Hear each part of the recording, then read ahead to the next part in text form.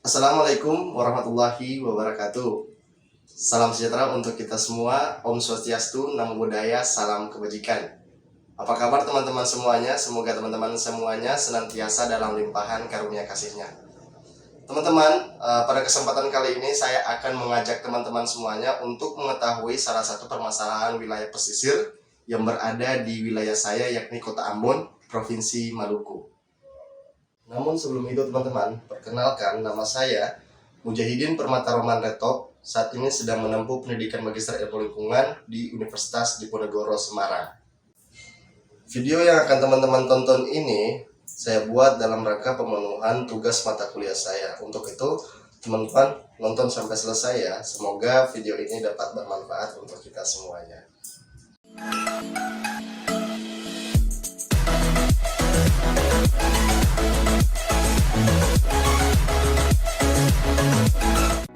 Kota Ambon merupakan salah satu kota yang berada di Provinsi Maluku yang memiliki luas sekitar kurang lebih 377 km persegi.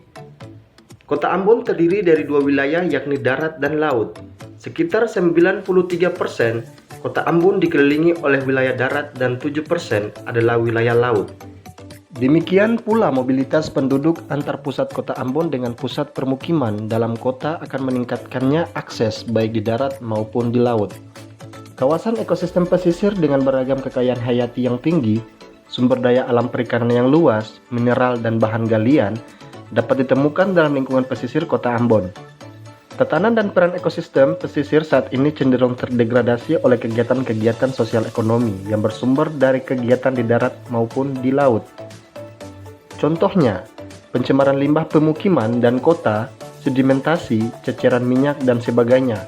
Kemudian ada pula kegiatan eksploitasi sumber daya kelautan dan perikanan oleh kalangan usaha dan masyarakat di kelurahan, desa, atau negeri yang berlangsung demi menunjang kebutuhan hidup mereka. Peningkatan jumlah sampah di perairan pesisir dan laut semakin tinggi sejalan dengan bertambahnya penduduk di Kota Ambon. Menurut data BPS 2018, jumlah penduduk Kota Ambon dalam kurun waktu 5 tahun terakhir meningkat dari 354.000 jiwa di tahun 2012 menjadi 376.000 jiwa di tahun 2017. Tingginya jumlah sampah di perairan pesisir dan laut juga berkaitan erat dengan sikap masyarakat yang kini telah menjadi kebiasaan, yaitu membuang sampah langsung ke pantai atau melalui sungai. Hal ini terbukti dengan banyaknya sampah di perairan Teluk Ambon ketika musim hujan berlangsung. Masyarakat yang bermukim di pinggiran sungai membuang sampah langsung ke sungai yang mengalir ke laut. Letak permukiman di pinggiran sungai memudahkan masyarakat melakukan aktivitas tersebut dan telah menjadi kebiasaan negatif. Selain itu, masyarakat sering menganggap bahwa pesisir dan laut merupakan buangan terakhir atau tempat sampah besar yang akan memberikan pengaruh kecil terhadap sumber daya perairan tersebut. Sampah yang berada di perairan dapat berupa sampah organik, dapat terurai, sampah anorganik sulit terurai, dan sampah berbahaya beracun. Nah teman-teman, solusi yang perlu diambil dalam mengurangi tingkat permasalahan sampah yang berada pada wilayah pesisir tersebut akan saya kaji berdasarkan 4 pilar pengelolaan pesisir. Nah, apa saja 4 pilar pesisir tersebut? 1. Perencanaan. 2. Pemanfaatan. 3. Pengawasan. Dan keempat adalah pengendalian. Nah, dari keempat pilar tersebut teman-teman, saya akan membahas yang pertama, perencanaan. Dalam perencanaan kawasan wilayah pesisir Teluk Kota Ambon, menurut RZWP3K atau Rencana Zonasi Wilayah Pesisir dan Pulau-Pulau Kecil, Provinsi Maluku tahun 2018-2038, pengelolaan wilayah pesisir Teluk Kota Ambon adalah suatu proses perencanaan, pemanfaatan, pengawasan, dan pengendalian sumber daya pesisir antar sektor, antara pemerintah dan pemerintah daerah, antara ekosistem darat dan laut, serta antara ilmu pengetahuan dan manajemen untuk meningkatkan kesejahteraan masyarakat. Kemudian, untuk perencanaannya sendiri, pengelolaan wilayah pesisir Teluk Kota Ambon adalah suatu proses penyusunan, tahapan-tahapan kegiatan yang akan melibatkan berbagai unsur kepentingan yang ada di dalamnya. Bagaimana pemanfaatannya? Untuk pengalokasian sumber daya pesisir yang ada untuk meningkatkan kesejahteraan sosial masyarakat dalam suatu lingkungan wilayah atau daerah dalam jangka kurun waktu tertentu. penjelasan selanjutnya adalah pemanfaatan teman-teman. Dalam pemanfaatan pengelolaan kawasan pesisir, perairan kawasan Teluk Kota Ambon memiliki karakteristik habitat yang kaya akan sumber daya pesisirnya. Produktivitas perairan yang baik membuat perairan Teluk Kota Ambon dijadikan sebagai salah satu lingkungan perairan terkaya di dunia. Nah, berikut saya akan menjelaskan beberapa pemanfaatan di daerah ini, teman-teman. Yang pertama adalah sentra produksi perikanan. Untuk sentral produksi perikanan, baik untuk skala pelayanan regional, nasional, internasional, yang didukung dengan keberadaan Pelabuhan Perikanan Nusantara atau biasa kita kenal dengan PPN, di mana semua kegiatan ini terpusat pada kawasan Teluk Kota Ambon. Selain itu, ada pun pemanfaatan berikutnya, yakni ekosistem mangrove. Ekosistem mangrove yang berada di sepanjang garis pantai perairan tropis sampai subtropis mempunyai ciri-ciri tersendiri dengan kekhasan biota yang hidup di sana. Nah, fungsi dari ekosistem mangrove ini adalah salah satunya sebagai peredam gelombang dan angin badai, pelindung pantai dan abrasi, penahan lumpur, dan perangkap sedimen yang diangkut oleh aliran permukaan. Selain sentra produksi perikanan dan pemanfaatan ekosistem mangrove, adapun pemanfaatan lain adalah keragaman terumbu karang. Peranan dan fungsi terumbu karang bagi pembangunan daerah adalah sebagai cadangan sumber daya alam atau natural stock.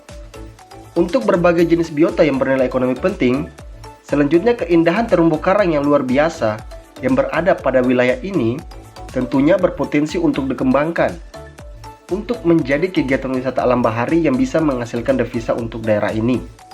Nah, dari pemanfaatan tersebut teman-teman, kota inilah dijadikan sebagai kota perdagangan dan pusat aktivitas pemerintahan, serta memiliki peranan penting yang strategis baik secara nasional maupun regional.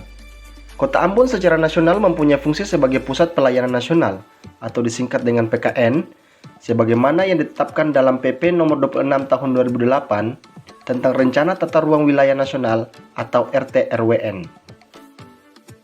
Berikutnya adalah pengawasan. Dalam pengawasan, kawasan Teluk Ambon dikelola oleh DKP Provinsi Maluku, Bakorluh, Diskominfo, Bapeda Provinsi Maluku, Pemerintah Kabupaten Kota Ambon. Dalam pengawasan tersebut, diharapkan dilakukannya upaya-upaya seperti pencegahan, rehabilitasi, pengelolaan pesisir, sehingga dapat memberikan kontribusi yang nyata dalam perbaikan lingkungan pesisir ke depannya. Hal ini tentu saja juga akan memberikan dampak positif terhadap kesejahteraan sosial ekonomi masyarakat secara berkelanjutan. Selanjutnya yang terakhir teman-teman, pengendalian. Nah, bagaimana pengendalian dapat dilakukan? 1.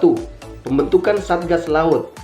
Alasan pembentukan ini didasari pada pemikiran sederhana saya teman-teman. Faktor utama penyebabnya yaitu manusia, sehingga manusialah yang harus didahulukan untuk diperbaiki. Dasar pengetahuan saya bahwa alam punya mekanisme yang sudah baku untuk memulihkan dirinya, berbeda dengan manusia yang membutuhkan manusia untuk menyadarkannya. Bukankah begitu? Inti dalam mengelola teluk ini hanya ada pada pengawasan dan penertiban manusia yang ada di sekitar. Karena salah satu sifat dasar orang Ambon adalah suka bersih. Dan kalau ada orang yang membuat lingkungan yang dia sudah bersihkan, maka secara spontan ia akan melarang atau melawannya. 2. Melakukan sosialisasi, edukasi, kampanye lingkungan terhadap langkah-langkah untuk memenuhi masalah-masalah di masyarakat pesisir.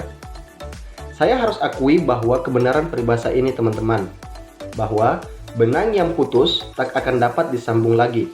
Bahkan seorang tukang bangunan pernah berkata, lebih baik bangun rumah daripada renovasi atau memperbaiki yang sudah ada. Secara analogi saya teman-teman, saat ini Teluk Ambon telah rusak dan bagaimana cara untuk memulihkannya lagi? Itu nyaris mustahil. Mengapa dan bagaimana caranya? Alasannya sangat sederhana, yakni ekosistem itu pernah ada, pernah hidup, pernah tumbuh, dan pernah dinikmati oleh masyarakat di Teluk Ambon. Saya harus mulai dan relaksasi dari mana? Bagaimana caranya? Itu bukan masalah. Yang menjadi masalah adalah mau atau tidak, niat atau tidak, dan butuh atau tidak. Dan kalau sudah ada niat, kemauan, dan kebutuhan, pasti ada caranya. Dan yang ketiga adalah melakukan monitoring dan evaluasi. Tujuannya untuk mengetahui perkembangan dan kemajuan identifikasi permasalahan tersebut, secara antisipasinya dan upaya pemecahannya. Sekian video dari saya teman-teman, semoga video ini dapat bermanfaat bagi kita semua. Nah, jangan lupa teman-teman, like, komen, dan subscribe. karena like, komen, dan subscribe akan membantu channel ini untuk berkembang.